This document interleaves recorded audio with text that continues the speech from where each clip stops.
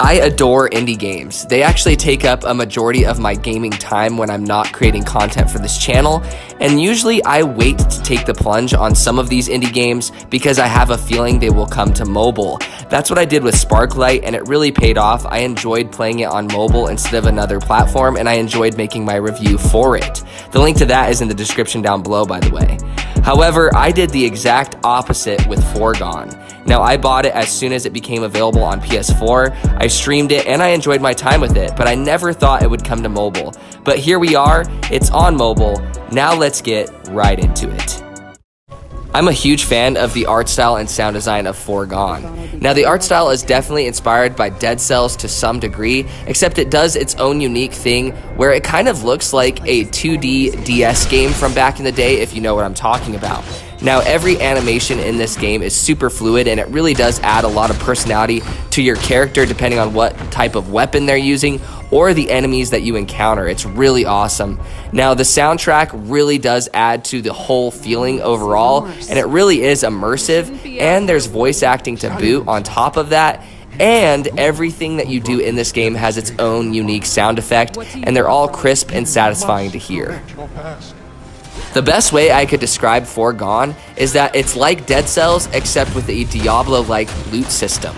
Now, as you're exploring these levels and mapping out these rooms of this Metroidvania environment, you will encounter enemies, bosses, and shops and other things that can afford you gear.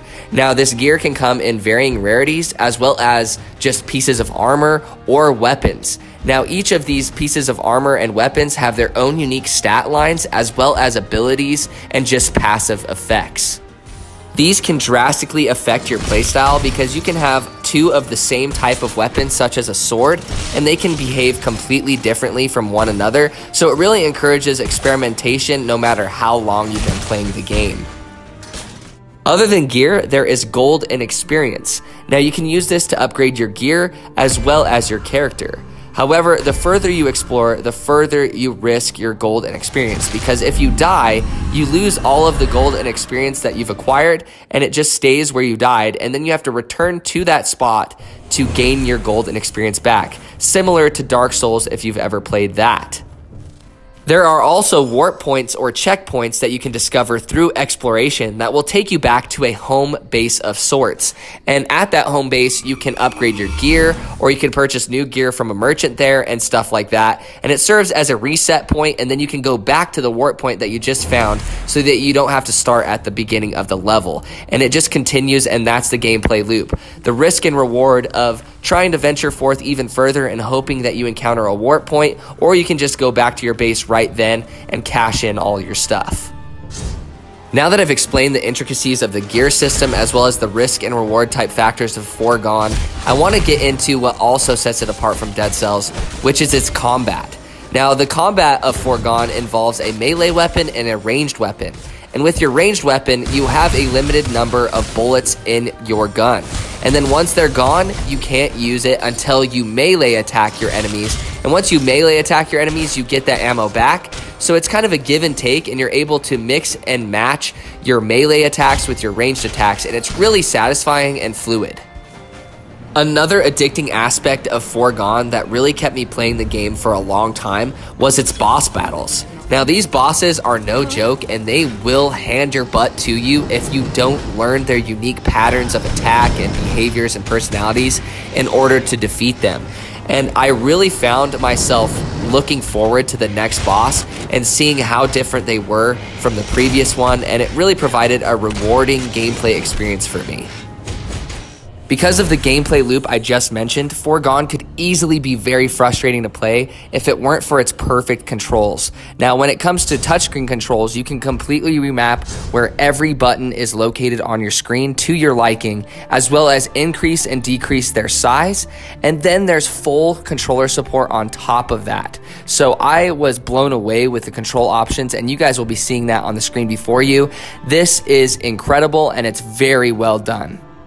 Foregone is also a premium experience where you buy it and you get everything the game has to offer, and it is $4.99 on the App Store. Now, this is way cheaper than other platforms. I actually bought this on a huge indie sale on my PS4 when it first kind of released on the platform, and it was still more than $4.99. And the game's regular price tag, I think, is somewhere between $15 and $20, so this is a steal of a deal. At the end of the day, Foregone is not just a Dead Cells clone. It does a lot of things differently that I really enjoyed, such as its loot grind. It was so addicting to find that next piece of gear that really fit my playstyle and upgrade it over time. I also really loved the combat of switching between melee and ranged attacks on the fly, and it was so fluid and satisfying to do. And then I really loved the risk and reward type nature of the gameplay loop overall, as well as the game's bosses. They were definitely a highlight for me. Now, this is how a mobile port should be done. It sets the bar high because of its immaculate controls and options associated with them, and the game's price just makes it a no-brainer for anyone who enjoys Metroidvanias or 2D side-scrolling action games, or if you enjoy Dead Cells or anything in this vein that kind of reminds you of Foregone. Definitely check this out. This is a must-buy in my opinion, and I really enjoyed it. The link to the game is in the description down below. Alright guys, that was my review for Foregone. Don't forget to leave a like and pop a sub and comment. It really helps out small channels like mine, and thank you so much for watching to the end of the video. If you want to see more content from me, definitely check out any of the links in the description down below, especially my TikTok. I post on there daily, and I cover games that I don't cover on this YouTube channel. So if you want more mobile gaming content, definitely give that a look. Anyways, I hope you guys are staying safe, and take it easy.